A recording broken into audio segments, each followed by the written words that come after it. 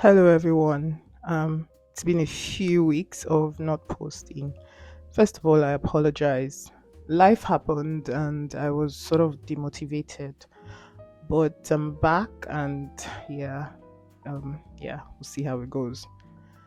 Before I share today's video, I just want to take a moment to remember and celebrate the life of my auntie, Dr. Stella. My auntie passed away a few weeks ago, last month, and yes, that was the main reason why I was demotivated about posting and all of that. My auntie was strong, like such a strong woman, very authentic, very kind, very generous, and she was everything to our family. She meant so much to me. Yeah, I don't think I've fully come to terms with what has happened, but yeah, hopefully it will get better. Hopefully, we'll see how it goes. So I just want to remember her in this video and just, celebrate her and celebrate the life, the beautiful life that she lived. She will always be loved. She will fondly be remembered by all of us. May her soul rest in peace. Amen. And so let's go on to today's video.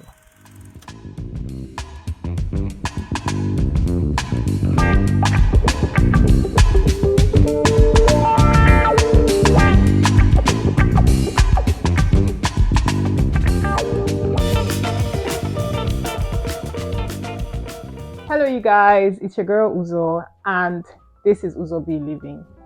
In today's video, I'm going to be talking about the things you must do. Some of it is, advice. It's not like you must, but I feel like they're really important. But these are the things that you must do if you want to make your life in Belgium easier. You want to make the transition from your home country to Belgium easier. Before I get started, I just wanted to talk about two changes I'm going to be making based on feedback. The first one is shorter videos. God help me, because I just get carried away talking. And then the second one is bi-weekly posts. So I'm going to be posting vlogs on YouTube bi-weekly, but then on Instagram, I'm going to be posting more regularly. So if you're not following Uzobi Living on Instagram, you're going to be missing out on some juicy gist. So let's get into today's video. Number one, your accommodation issues need to be sorted. Assuming you haven't sorted your accommodation issues before you get to Belgium, make sure that that's your priority. If you watched my Almost Homeless in BE video, I talked about having enough financial resources or enough money to last you 1 month, just in case you don't find a place within or earlier than 1 month. So make sure you have enough money before you come here. Make sure you have enough money for 1 month at least to either be in a hotel or a hostel or Airbnb or wherever. But as soon as you arrive, whatever it is you need to do to find accommodation, make sure you do it. Don't hesitate, don't waste any time. And this ties into number two, because you need to put in an application for your residence permit. The visa you're granted to get to Belgium is not your study visa. It's just visa for you to come into the country. You're expected to apply for your residence permit as soon or almost as soon as you land. So make sure that you sort out your accommodation issue so that you can apply for your residence permit. You cannot apply for your residence permit if you don't have an address, and I've talked about it in my other videos, so you can watch the Homeless in BE video. The police officer needs to come and do a check, and if you don't have an address, where are they going to check? They're not going to come and check you in a hotel. So make sure that you sort out your accommodation issue. Make sure that you apply for your residence permit. It's very important for you to apply for your residence permit on time, because number one, there's a rule about that. You're only allowed a certain number of days to be settled before you apply for your residence permit. And number two, the process takes a long time. So make sure you sort that out really quickly. Number three, in my previous videos, again, I talked about the apps you must have before you come here. I'm just going to do a quick recap. Go and watch that video so that you better understand what I'm talking about. The first one is translation app. You need to be able to translate. You need to be able to, translate pretty much. Even if you are already learning the language, except you speak the language like a native, it's important for you to get a translation app. People speak English, yeah, but not everyone speaks English and not everyone speaks good English. So you need to be able to communicate and find your way around and all of that. Number two, I talked about the transport app, the bus and the train. You need to find your way around. You need to pay for services. Yes, you can pay at the station, but then sometimes the machine might be broken. You also need to be able to plan your journey ahead of time and all of that. So make sure you download that as soon as you arrive if you haven't downloaded already. Number three, the bank app. The bank app, because it's very it's not difficult, but until you get like your residence permit and all of that, it's difficult to get a bank account in Belgium. And the residence permit process takes time again. So it's important that before you arrive here, you open an international banking app. And again, this is very important for those who put money in blocked account, because otherwise the university will not be able to send you your money from your blocked account. So make sure that before you arrive here, as soon as you arrive here, you open an international banking app. Also, you'll be able to use the card to make purchases and all of that. Number four, language app. Even if you decide to learn the language officially, also helps you, aids your journey. Like, I'm in a Netherlands class in Netherlands school, but at the same time, I still use a language app every day for like 5-10 minutes to just learn new words and all of that. It's very, very, very, very helpful. Number five, a map. You need the map because, yeah, you need to be able to get around and yeah, you're gonna be lost sometimes. I'm not being negative. I'm just stating the fact. I mean, if you're in a place where you're not used to, you're gonna get lost a few times. So you need the map to be able to navigate and move around and all of that. So those are the important apps you need to get either before you get here or as soon as you get here.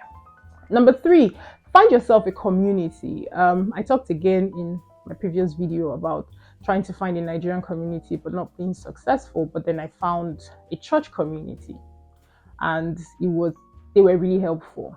So find yourself a community. Go to church or go to the mosque or go to a dance class or go to the gym or crochet community or whatever. Just find yourself a community, because if you're here by yourself without family, without friends, it's very isolating, especially if you're coming during the colder months, the darker months. It's it's not funny.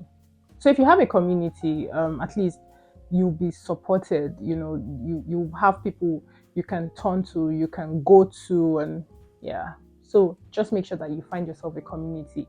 If you haven't found one before you arrive, find one as soon as you arrive. If just think about your interest and what you like to do, and then find a community that has like-minded people and immerse yourself in that. I promise it will be really helpful for you. Number five, this is not a must. This is just an advice. If you can manage with your schoolwork and workload,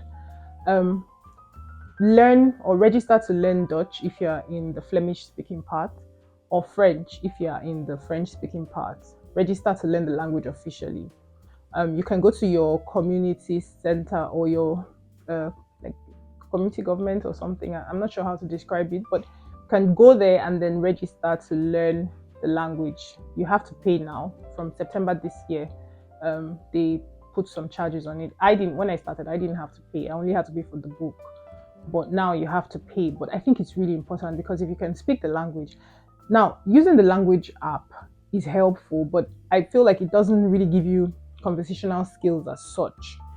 Whereas when you register formally to learn the language, then you can improve on your conversation skills, which you need to integrate into society. So if you can manage it, make sure that you register to learn. It will help you integrate into society, and things like finding a job and speaking to people and finding your way around will become somewhat easier. Number six, explore the city. If you can manage, arrive a few days earlier than school starts and just walk around, just go around. I didn't have the liberty of that because my visa came out really late and I arrived just a few days. Oh, what am I saying? I arrived when school started. So literally, I didn't have the luxury of just walking around and exploring and all of that. But if you can do that. It'll be really helpful. Go to supermarkets, find out the prices of things, and go to other supermarkets, find out the prices of things, compare.